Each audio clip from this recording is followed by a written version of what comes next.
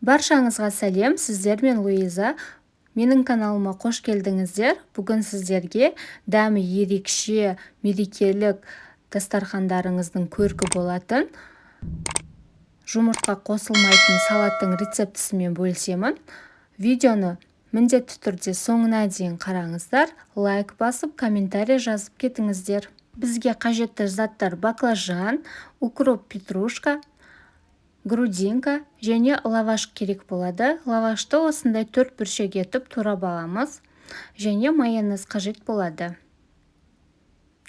Ең алдыменен грудинкамызды маринад етіп аламыз. Ол үшін маринадқа арналған дәмдеуіштерімізді қосамыз. Тұз, паприка, қызыл бұрыш, қара бұрыш, кориандрды қосып жақсылап жағып аламыз да грудинкамызды суға қайнатып аламыз.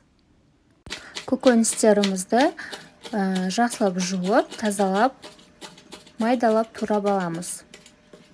Баклажанды да енді турап аламыз. 3 бүршек етіп немесе 4 бүріш кубик етіп турап алсаңыздар да болады. Ендігі кезекте қызып тұрған майымызға туралған лаваштарымызды салып, екі жағын қызартып, жақсылап қуырып аламыз. Баклажандарымызды да осылай жақсылап майға қуырып аламыз. Енді суға піскен грудинкамызды 4 бүріш етіп ұсақтап турап аламыз.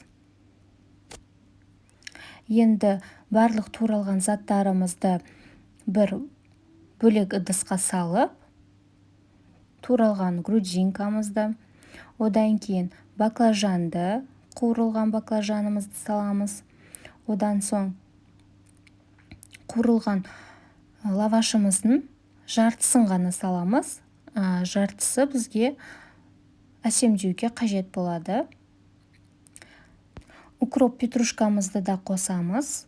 Енді салатымызға заправка дайындаймыз. Ол үшін бір ас қасық майонезге 2-3 дана чеснокты майдалап турап, немесе осындай чеснок шығарғыштан шығарып аламыз да жақсылап араластырамыз. Енді осы заправкамызды салатымызға құйып, салатымызды жақсылап араластырамыз. Ендігі кезекте салаттарымызды тарелкаға салып, бетіне қуырылған лаваштарымызды қойып, әсемдеп шығамыз. Міндетті түрде осы рецептпенен жасап көріңіздер. Салат өте дәмді және ерекше болып шығады. Достар, сіздерге видео ұнаған болса, каналға тіркеліп, лайк басып, комментарий жазуды ұмытпаңыздар және достарыңызбенен бөлісіңіздер. Сіздермен болған Луиза. Астарыңыз дәмді болсын, сау болыңыздар.